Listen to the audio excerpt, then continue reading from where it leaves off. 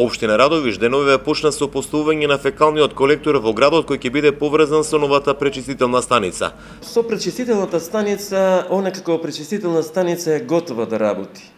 Но самиот проблем кој како градоначалник го наследив на почетокот, немаше дозвола за изградба на фекалниот колектор Филјадарка во должина од 1600 метри.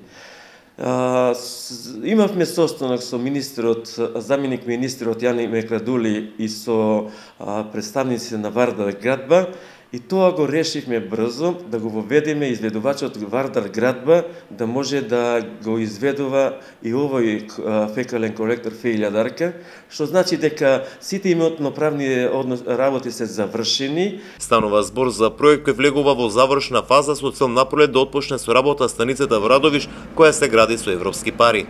Според градоначалникот Герасим Конзулов, сегашната канализациона мрежа не се одействува, бидејќи во истата се влеваат и атмосферските и фекалните води.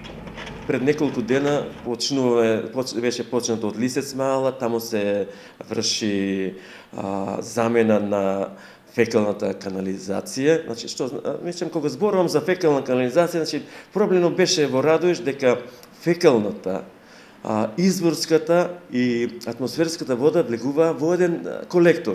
Додека сега овој колектор Филјадарка кој се гради е исклучиво само за фекалните води, за да може пречистителна станица да функционира нормално, бидејќи таа е за фекални води, а не и за дополнителните води кои влегуваат. Пречистителната станица во Радовиш почна да се гради во 2016-та како дел од типа проектот на Европската унија. Таа се протега на површина од 12.000 квадратни метри, а капацитетот е проектиран на 25.000 жители.